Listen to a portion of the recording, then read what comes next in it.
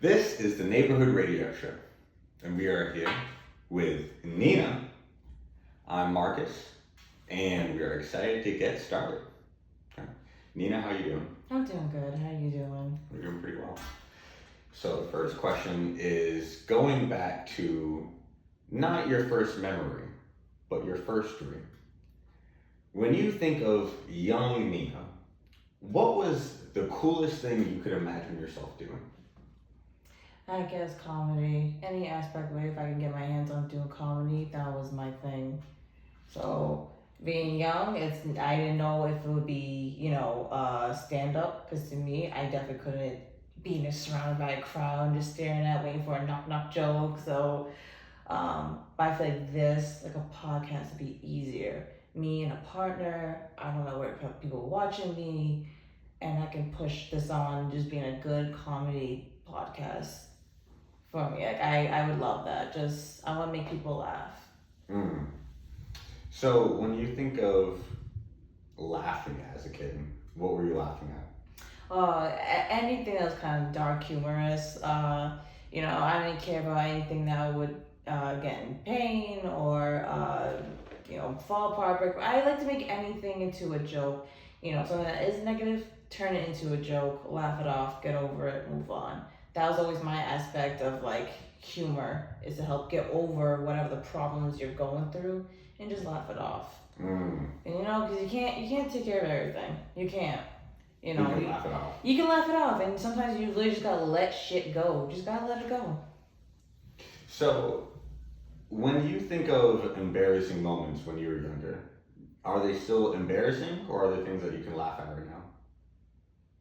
Oh, I could definitely laugh on some of the stuff I did. Some of the things, yeah, definitely is embarrassing as hell, but no, majority of it, I laugh it off. Because I make fun of myself. Before anybody can, I'll make fun of myself. And then that way, your words can't even hurt me. I already beat you to it. So where do you think you learned that from? A couple of comedians, I would say.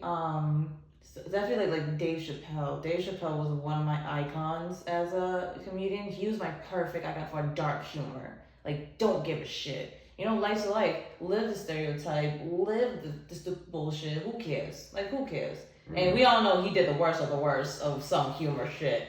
So True. But and it still came out gold. You know what I mean? There are people who still can take the joke. Also, some people that can't.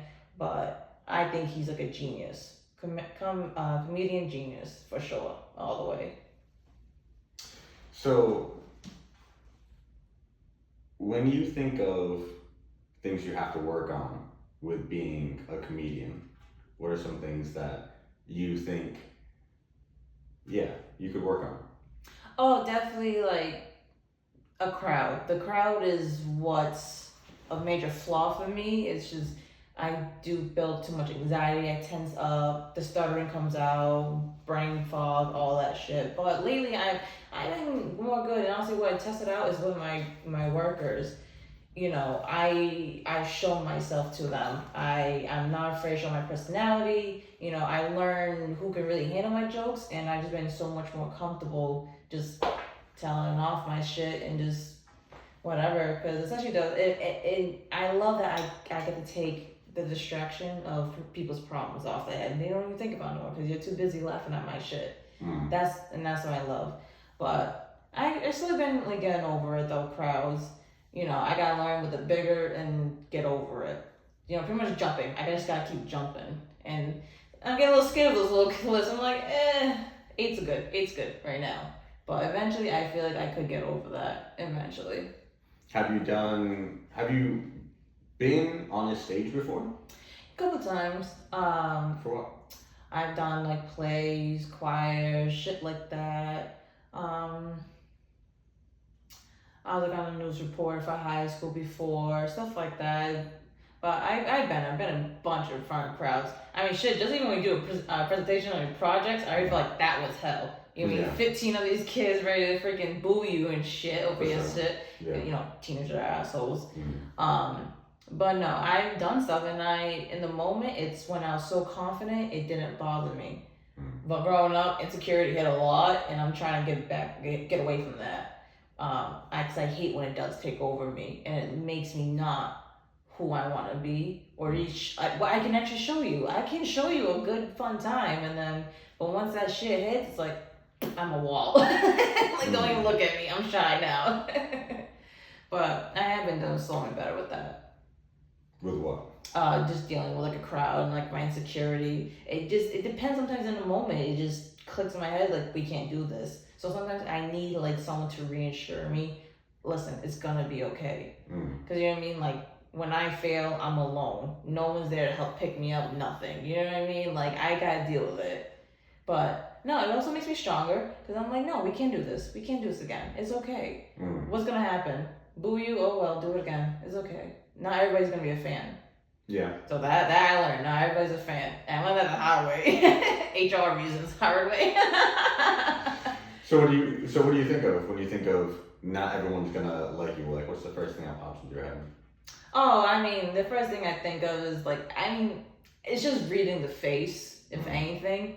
Like, I can get a couple people smirking and laughing, and if I just see that one serious, like, I don't want to say Karen, but just like a little negative. Party pooper. Yeah, there you go, like a party pooper, and then that's when it breaks my confidence right then and there. But then I gotta keep telling myself, you can't. Not everybody's gonna be a fan. Not everybody's gonna like you. Not everybody's gonna like your jokes. Some people take it, some people don't. That's what it is, and that's why it's hard for me because I'm also a people pleaser. You know what I mean? It's like I just generally like making people happy. I generally love to spread love, laugh, everything. And some people can't accept it. Get over it, bitch. Like accept my love, but that's whatever. It is what it is. Okay. How would you define the difference between being nice and being good? Nice is more, I don't know how to say persona in a way. I mean, nice is more like, it's the way you just talk for me. Like, you know, you're not trying to make somebody uncomfortable. Nice is just more like a good conversator starter, if you want to say. Good is more like the action, what you would do for somebody. So, say I see you at work struggling with something, I will take over and help you. You know what I mean? That's good. That's good intentions. That's something. Or like I don't want to see anybody struggle. Pretty much. Like if I can help you, I will. That's the good intentions. Nice is more like a personality. So either you're nice, you don't cuss or whatever. That's why I feel like I'm like someone that's more easier. Mean, mean's just like a stinking bug. Like someone's an asshole, just ready to ruin your day and all that shit. So no. But good is like more good intentions. Like you are willing to do something for somebody out of just your will. And yeah, the nice is just a personality thing to me. Do you see your comedy as a kind of service, like a community service, or do you plan on doing a different kind of community service to the world?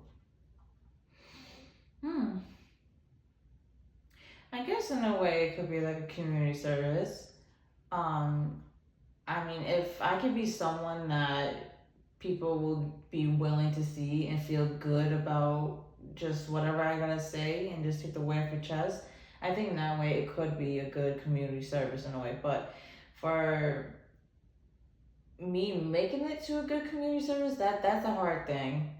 It's like, what would I do? Just like make merch and then just, I did think of at one point is like if this did go far and I couldn't get merch and people actually buy, oh my god, I would donate the money, whatever, shit like that to, especially for this city. We all know this city needs help the most for anything. Yeah. I would love to help the city in some aspect way because like, I love what you do. I love watching your videos. I love that you have the balls to stand in front of a freaking crowd, whether it's just like 10 people, 30 people, whatever. Even I saw your little marathon run. I was super fucking proud of that shit. Yeah. So things like that, it's like, okay, you know what? I wouldn't mind doing some shit like that. Or if I can just somehow get a crowd going and then build this shit, I would. I freaking would. The other time, I gotta make the time. But, yeah, it's hard to say how I can make this into a community service thing. Unless I can make it somehow help out people, then I guess I could. If I could find the resources, I would. Mm. Do you bring up time? Do you feel like you are short on time, or not necessarily? I feel like I'm rushed all the time. I'm always feeling rushed. You know, I generally believe there's not enough time in the day. There's just generally not, especially, for someone like me who works, even 8 hours a day, and I work the Monday to Fridays, weekends I have off, and the weekends involves chores and little labor work I gotta do around and shit. And whatever I want to do, have my goals set, like I'm in a rush for, like, gotta get it done. So I feel like I have a short time a lot for just anything. I try to make time, and then when I do try to make time, it doesn't go as planned, I get very angry, because, I'm sitting here trying to make time for something that I don't always have time for. But as long as I can plan it ahead, it's all good. It's all good. So yeah, I definitely don't like it getting wasted. I don't. But it is difficult to make time, depending on what it is. Do you feel like you're currently working towards your dream right now? In the aspect of, yeah, if this can keep going and, it goes really good, I believe it could go to my dream place. That I would love to be in some, like, type of comedy. If I can just do this and work on the crowd some later time in the future, alright. But I want this to just keep going and be better. This will be my future. Being online. And yeah, because that's one thing I do have to get more comfortable with, is being online. Slowly, I've been interacting with more people on their posts, or they love more my post stories, whatever. I've been slowly getting out there more. Whenever I have the time for, I will. And I'm definitely all about supporting my friends. That's the one thing I do online mostly. Whoever has, like, a local business or whatever, I will support the shit out of you. I don't care who's doubting you, but I will support the shit out of you. Whether I even like you or not, it doesn't even matter. Because I believe everybody should have a chance, whatever they're trying to strive for. Absolutely. Yeah. Okay, that's nice. Yeah, you should support people. So have you been trying to make other friends in the artist community or comedy community? Honestly, I just make friends with whoever, because you don't even know who that friend could be. You know what I mean? So, and one thing I learned from my job, being in the cannabis industry, you meet a lot of people, and those people have a lot of side different things that you would never believe, whether it's their own marketing, their own retail thing, or whatever the case may be. But I do try to connect with anybody that could help me get a connection, a certain connection, for if it could even lead to this. Because remember that one kid I told you I knew of, he even had a lawyer just in case for, like, a name brand thing. So just in case we ever got, like, almost sued or something for our name brand, we would have somebody to back us up if we're ever getting that type of trouble. So I like to definitely make connections. But if I can find people in the comedy industry, I would. I just don't really see anybody besides, like, me and the Bedford trying to. Yeah, because everybody that's, like, a local, like, podcaster, like, far away in California or Oregon, God knows where. No, I don't think there's much people down here for this. But if I can find them, hey, let's go. I'm ready. So, what do you say your dream now is to be a comedian through a podcast? Was your dream as a kid to also be on a podcast? Well, YouTube, yeah. Before, podcasting, it was YouTuber. Exactly. Yeah, and I never had, like, a better phone. I never had nobody to help me learn about shit like this, I just always watch other YouTubers and stuff like that, but I was always so afraid, because I don't know how to be one of those that could do it by themselves. You know what I mean? Yeah. Like for example, Joe Acevedo, like, he is perfect doing it whether with or without somebody. And it's like, I kind of want to build that confidence to somehow do it by myself. But I know if I do it by myself, I need better resources to do it, or just equipment or whatever. Because I want to do either, like, green screen stuff like that, like, or just do more, like, reaction videos and shit like that. That I would like to do. But yeah, doing it by myself is like right now, it would be the hard point of trying to do it. Okay. So, who were some of your other favorite YouTubers as a kid? Oof, I don't remember most of the names. It was mostly for a while. It was like just watching like YouTuber gamers, just because just hearing them online talking to people. Those were just like my favorite shit. But mainly it was mostly just Joe Senegato, and then a couple of his like friends that also did it. So like like Danny, Frankie, a couple of others. Like I watched mostly like that group. And then just spread on to just finding random people. I don't know their names. They're just like a hole in the wall now. What is it about him that appeals to you so much? It's his confidence, and it's just his sense of humor. Like I feel like me and him have like the same level of like a humor, and a little bit I have jealousy over it because he can already just get it out. You know what I mean? But no, he strives me for wanting to do this because I had no idea what I wanted for like a comedy thing. Because like I said, stand up, man, not my thing. Would I do like TV shows shit? Probably. Or like what I told you before, I would like to do skits. Like Key and Peele, I would love to do skits like them. They also inspire me to do shit like that. Sure. Because I love out of the box like ideas. Yeah. But Joe Senegal was always like he didn't care. He doesn't care. And you know what I mean? He does what a lot of people won't even do, like just be himself, act stupid, but he's also real with it. You know what I mean? I feel like a lot of people over exaggerate their humor, or they try to stick with the trend or whatever it is that most people would think it's funny. But him, he'll just say whatever and whatever. So did he ever use a green screen? What he used to use was just like a white sheet, just for a background. But there was times he would make like side videos. Like he made like a stupid music video like back in the day. It was nothing serious. But yeah, he used like green screen for a couple of things. So, but for the most part, it was pretty low budget. Yeah, it was just him in his basement. That's how he came up with the basement yard. But before even the basement, he always just had a white sheet. Just a plain white sheet, and then you know what I mean. That's like somebody that really was on low budget. He didn't care, and he used like a freaking shitty phone. So this was back in 2010. Sure. Yeah. You know what I mean? Like it's definitely been over 10 years he's been doing his thing, and I give him the most like credit for it because it's his humor. Nobody's gonna pay attention what's in the background. They care just what you say. So I wouldn't care if I did a low budget shit. Who the fuck's gonna care what the hell I'm in? Especially if you don't know where I am. You don't know where I'm at. You know what I mean? I could be in a nice luxury building, or it could be like some shitty crack house. Like you don't know. That's the fun part. You never know. There are some people that know about New Bedford, but we don't even capitalize on it. Oh, because we see it just like this little dirty thing. Yes. You know what I mean? And it's sad because it is people that are represented us badly. Because I do see the crime rates and everything. Sure. But then there are people like you, which I feel like you're really maybe the only one that's fighting so hard for New Bedford. I'm not the only one. But no, you're not. But you're not. But like, you know what I mean? Who I see though is you.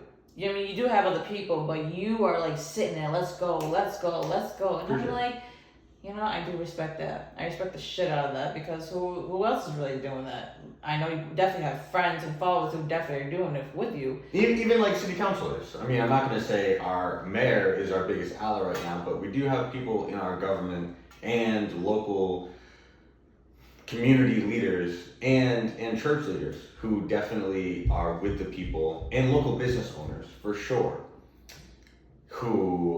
and local educators. They're just local people. Everywhere, just local everything. And so, like, we can't do this alone. And so I haven't done this alone, and I intend to create friends and allies in New Bedford in order to unify us and make New Bedford the biggest city in Massachusetts, right behind Boston. Yeah, you want to be freaking known, and we should be known because this was like one of the most like highly money making areas too. Yes, from the whaling, in the world, yeah. Oh my God, we were rich bitches. And so that's the thing. I mean, so like you brought up whaling out twice. Like we do have a rich whaling history, but I want to try and highlight the things that we have to offer other than whaling. You know, like. And so, what's your examples of like what else could offer? Okay, so like I've gotten more involved with Third Eye, right? Okay. Oh my god, no, this is forever. Sorry. No, Third Eye, like the whole like they used to be like a dancing group and stuff like that. Yeah, so they do dancing, graffiti, music, and those are three things right there: dancing, graffiti, and music, and graffiti just being art. You know? No, like legit art. Like I see buildings downtown. Oh, the whole building wall beautiful. And so those are three things that New Bedford can offer, and we do offer, and we could highlight more of that could make New Bedford an artistic hub in Massachusetts. Like eventually, I think there'd be a lot of interest in the next. I mean, even right now, but this is my vision for New Bedford, to make a New Bedford high school of the arts. Pretty much for entertaining. Because there are a lot of entertainment towards here. Like I said, mainly it is music. Like there are people from the Bedford who are out there, like like the girl. You ever see the girl that's in the WWE announcer? She's from here, and there are people that I know that actually do know her. Sure. And she, she has a great voice. She does sing, and she's right now, she's like one of the not I don't know what the fuck you really call them. I don't know, but she does like announce them or whatever, like in the middle. Commentators, kind of like that. And oh my gosh, she's making it bank and everything. And there's so many people I know who are local, like rappers and stuff like that, slowly getting up there. Yeah. Again, last touch, but hey, I'm still super proud of them trying their hardest to get out there, because that's not easy. Yeah. So there's music, there's athletics. I mean, we have so many amazing athletes that come from here too. Mm-hmm. A lot of basketball players, but I would love to highlight the other athletes we have here too, because we have a variety of sports, from soccer to wrestling to even baseball, hockey, exactly. Stuff. Yeah, we do. And so, in what way do you see? Oh, okay. So this is how I see it. Okay. A lot of times, even today, okay, I would talk to my siblings, and they bring up the national politics. Okay, they bring up the president and who are we going to vote for, and these things that are stressful but are out of our control. I would like to use the neighborhood radio show to let us forget about that for a little bit, okay? And there's going to be things that are out of our control, okay? No matter what. No matter what, okay? Yeah. And instead of stressing about that, why don't we highlight the good things that are in our control? Yeah, so pretty much being like the good news, because every news that's on the CNN, Fox, whatever, they always show the bad shit. Yeah, because that sells. Exactly. Yeah. So no, and I would love to sit here and support, like, hey, look at this girl that just freaking had a gold medal, and she's from the Bedford, shit like that. And I would say things about the community, that we have a new shelter, we have a new building, whatever the hell the fuck it is. And that's why I don't really watch the news much, because it's always about someone got shot, someone's dead. Like, it's always something crazy. Like, never good. Just never good. And it's not productive. Like, I would love to be here, bring up an issue, and try and come up with ideas that we think could actually work in New Bedford. And not necessarily like we're trying to save New Bedford, but I can improve it. Yeah, to improve it, but I intend to, like I said, be entertaining and make jokes. But I definitely, and I don't want to be over serious, because like I said, this isn't a place to stress about our problems. Yeah, no. But it's not just a place about good news. Like, I don't just want this to be a fake place where all we talk about is just being nice. I want us to be real too. Oh yeah, of course. But I think comedy is a way to turn something serious into a way that we can understand it and still sleep at night. Yeah. Yeah. So that's why I will need and appreciate you in order to, because I was even annoying my brother earlier that I was just working too much, and even while we were at dinner, I was just talking about different things that were going on and how I was involved in this internship and getting more people involved in voter registration in Bedford. He's like, okay, I love you, Marcus, but just stop working, please. And so do you think this could be? I'll need someone to balance me out. Yeah. In order to, when I bring up something that we'll still need to find the goofy side of it. Yeah, this is a place where you can have like a little playtime. This is okay, it's a safe spot where it can be fun. And I definitely do. I have plenty of things that I want to bring up and use this area to talk about all the things I'm involved in. Yeah. Absolutely. And those will be a lot of the good news that we talk about. The good things that we're involved in. You're going to be the anchor man. Like pretty much. A little bit. I mean, this is our show. Yeah, it is. This is our show and our space to talk about what we want. Exactly. But I do love that, like, you know, you will have stories that what you're doing for the community. Oh, absolutely. Like, I love, like I said, like, I fucking love watching you. I show you, like, people, like, what you do. I'm like, this is my partner. This is my partner. I'm super fucking proud of you for what you do. So and just know I'm always gonna be like your number one supporter too for all that shit. I love it. You know, I appreciate you helping out this community so much. I appreciate that shit so much. Hey, one day you could be fucking there. Oh my god, I'll scream to the fucking heavens. I plan to. Yeah, I'm ready to kick this one to the dirt. and I appreciate that as far as for the support because that's what I need. And I need to do just the same in order to make this happen. Yes. Because people are looking for New Bedford's voice, but also my voice. And this show will be so needed. Like people need this, okay? And they're waiting on us. So the sooner we put this out, the better. But the more episodes we put out, the more people will see us, but they'll see themselves too. Oh, like, because if they can agree on it or feel like they can interact or talk to us about a certain subject, that's what obviously will draw them. Yeah. So that's where I would like to bring up like my comedy side and my fun side, because you know I want people to feel like they're in a room with me. And they have that in them too. Exactly. Like you definitely want to talk to me. Like, yeah, they're just like us. Whether you're going to comment, slide into my DMs, whatever the case may be, and knowing that I can do that, and like just, if you want to do it because you want to actually interact, like I'm winning right there. Yeah. I'm winning because I love that shit. I love talking about interests. Oh my god, I could be a chatty catty if I fucking want to be. But I like making people also comfortable. I do. I want, you know, I'll welcome the shit out of you. If you're all about, you know, just being fun, loving, whatever, but you can also just shoot the shit, welcome. You're more than welcome to come to this table. Yeah. More than fucking welcome. Yeah. You know what I mean?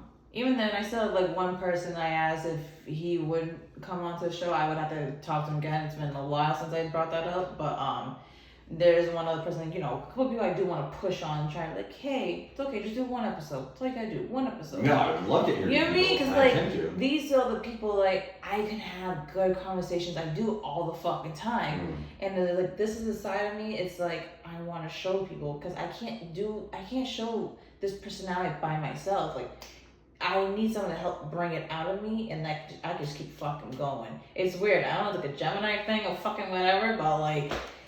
I wouldn't keep underestimating yourself though, because you keep saying that, but if you say that, then you'll never be able to reach your full potential, because then you'll be using other people as a crutch. No, and I know what you mean. Even if you can run perfectly fine, you'll still be trying to run with this crutch, even though you can run perfectly fine. People help you, but you can do perfectly fine by yourself. Yeah, it's pretty much like I need, you know, it's like when you learn to ride a bike, just give me that one little push. Eventually I can ride that fucking bike. Eventually I can. Freaking, but can I aim for that for one day? Probably. Yes. You know, not probably. Definitely. I could. Yes, I could. But definitely with you, I know you'll give me the reinsurance. I know you'll give me the confidence. Whatever it is, I feel like your energy does push me. Like that's why I'm like, fuck it, let's use the fucking phones because the camera pissed me off. I'm like, no, fuck, I want to do this. I'm gonna fucking do this. I need this shit. I need it for me. Like, it's just like even just this right now. Like I still feel I actually feel better. Like the stress I had for fucking today, I love this. Yeah, I love this. It distracts me, and this is what I want to do for others. This is like, it's my thing. This is gonna be my thing. Same. That's why I've been waiting to film our first episode and to put this out to be able to make it official. Because I would love to say I'm the host of my own show. Yeah. Okay. My own platform. I mean, with you, but where I have the freedom to say what I want. Okay. Yeah, and I know, and I can do mine my own way too. Yes. But we also still meet up and shit. Oh no, I'm just saying versus like everyone else's show. Yeah, like, yeah. Like no one can tell us what to say or what not to say. Yeah. This is our thing. Yeah. And so I've been waiting because that freedom and that platform, I feel like this will be my thing too. Like this will be our thing. But I would love people to know me as someone who can interview them, have great conversations, but they can look to for information that they can trust. Yes. Yeah, I know what you mean. You know? And I can earn respect in that way. Because personally, I don't know how to do a lot of things when it comes to trades and when it comes to activities or hobbies. I don't know any other languages. Okay. I only know one instrument, and that's the drums. Okay. I don't have a degree. I don't know how to be an electrician, plumber, or woodwork. So it's things like that can give you, that can build you. No. So what I'm saying is, I don't know how to do any of that. Okay. But what I do know is how to relate to people and talk to people. I guess. Okay. Yeah. And so and people have told me that. I've realized that that's how I'm using this in this platform, and I realize that that's how I can impact the world in the best way.